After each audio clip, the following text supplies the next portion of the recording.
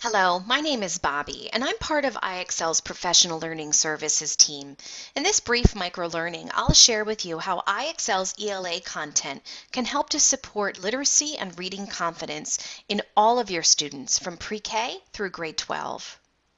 Let's discuss 3 different ways that we support your readers. First of all, IXL's ELA content provides reading strategies that allow students to confront more complex pieces of text with confidence. We also provide exposure to a wide variety of different short fiction and nonfiction texts, and we provide differentiated opportunities so that you can support all readers in your classroom. Just know that whenever you purchase an ELA subscription, you have access to all of our ELA content from pre-K through grade 12. So why is that important? Well, let's say, for example, you have a 5th grader in your classroom that's really struggling with a literacy reading comprehension focused skill at the 5th grade level. Never hesitate to move that student to a lower grade level skill practice involving that topic in order to provide that important scaffolding, that foundational practice that will give them the confidence to perform on grade level. You also have access to all of our reading comprehension content.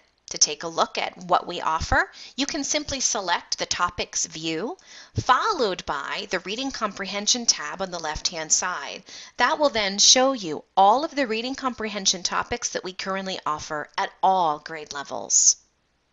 Let me just provide for you a snapshot of several of the different types of skill practices that we offer to help support your students. One key piece is, how can a student find the main idea of a short piece of text? Also, how can they begin drawing intelligent inferences and conclusions about something that they've read? Followed by important word attack skills. For example, how does a student pull apart a word into its smaller parts in order to find meaning? How does a student find meaning just by using context clues? When a student begins to practice in IXL, no matter what they're practicing, we always bring them in at what we call a Level 1 item type. A Level 1 item type in IXL is relatively simplistic and foundational. It gives that student an opportunity to practice at a foundational level in order to show us their level of confidence so we can adapt their practice accordingly. For this specific skill practice, where a 5th grade student is practicing using context to identify the meaning of a word, we provide them with a text and several answer options to choose from. What's wonderful is that the next question still involves that same text, but now the student has to support their initial answer by providing that text-based evidence that supports that specific word's meaning. When they show us confidence in Level 1, we'll shift them to a Level 2.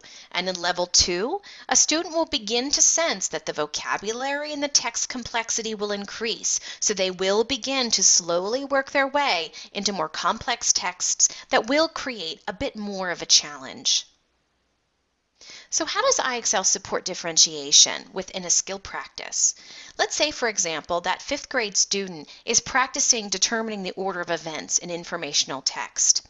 And you're, as his teacher or her teacher, you're beginning to notice a real struggle with this at the 5th grade level.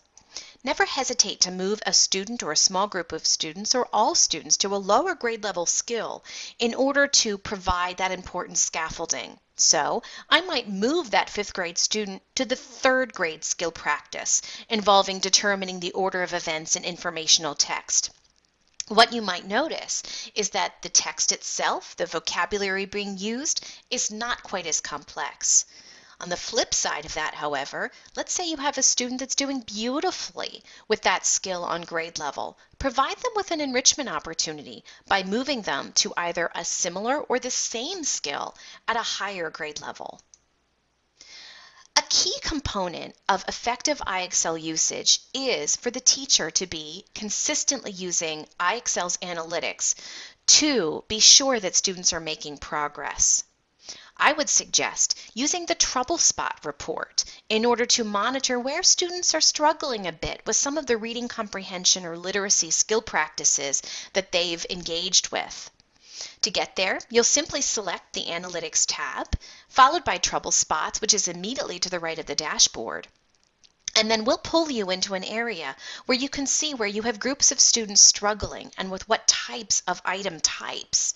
For my example, you'll see I have 3 students who are struggling a bit as they're practicing interpreting the meaning of illusions in IXL. So what am I going to do? I'm going to pull these 3 students into small group instruction with me. And in that small group instruction, we're going to review what a literary illusion is. And I will use all of IXL's example item types as I support these students. Notice that by clicking on the arrows to the left and the right at that one example item type, I'll be able to use all of those examples as we work together, as I model, as we do some guided practice, and even as students practice independently before I put them back to work in IXL.